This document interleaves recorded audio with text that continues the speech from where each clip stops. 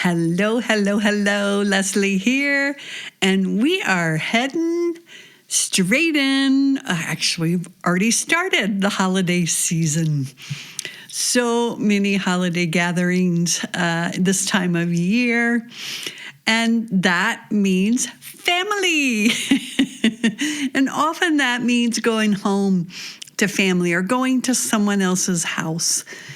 And this can often be a point of contention, especially if we're consciously parenting, and then the home that we're going to may have more traditional rules and values, and then we may feel judged, and it may feel challenging and difficult to go to that family. So we may be on the defensive, or you may be on the defensive. I know I was on the defensive at first, because I was so adamant the way I was parenting was the right way, and the way that everyone wanted me to parent was the wrong way.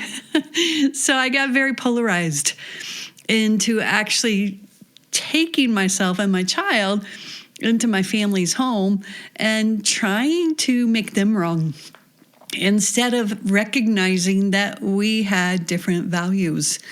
We had different rules. We had different ways that we like to live.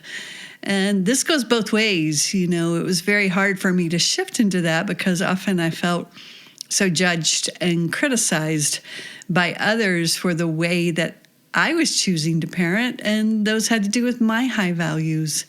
So when I got very clear that my values could be different than someone in my family, whether they understood what I was doing or not, if I could stay really connected to my high value, then I was able to support myself and my daughter in knowing what the situation was that we were heading into.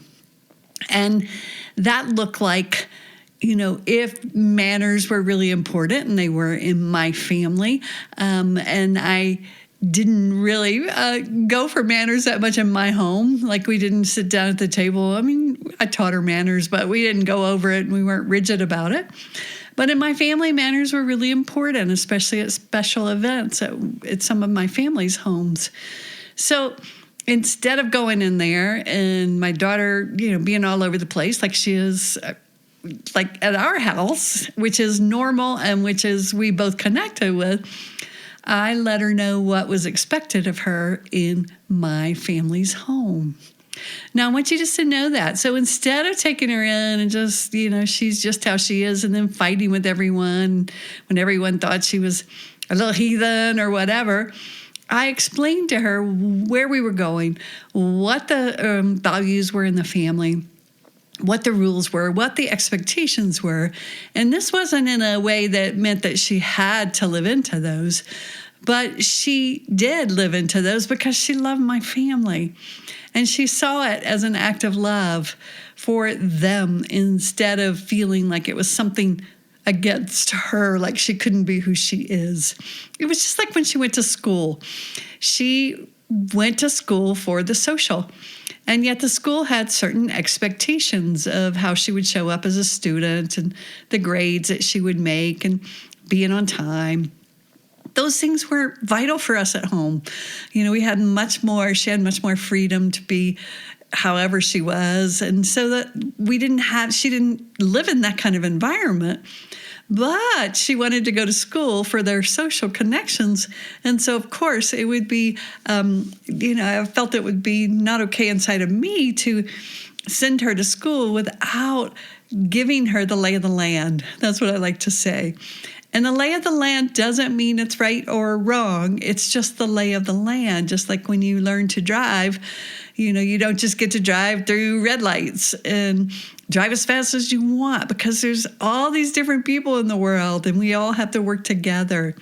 So if you're heading home this year, I support you in, again, not seeing your family's values as a threat to you, but also, can you really own your values and support your children in understanding the expectations that they are, or the lay of the land that they are heading into?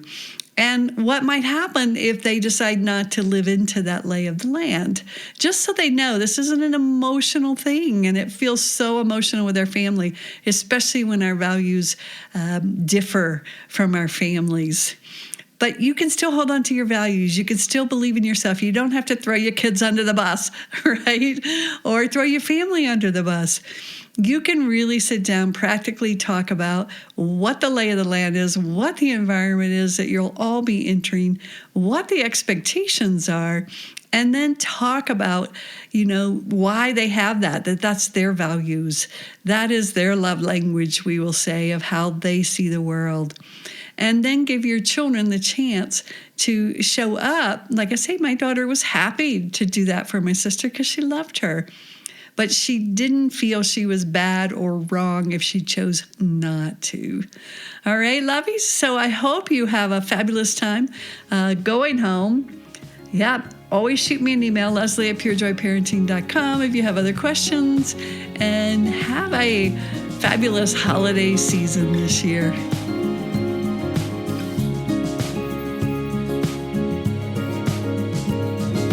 Thank you for listening to this episode of Parenting Paused. If you enjoyed the episode, do me a favor and share it with your mama friends. You can also leave a review wherever you listen, which will support getting the Pure Joy message out. Come on over to the Pure Joy Parenting Practice Facebook page or join me on Instagram to hear more. And don't forget to download your free copy of the Safe Seat course on the Pure Joy website.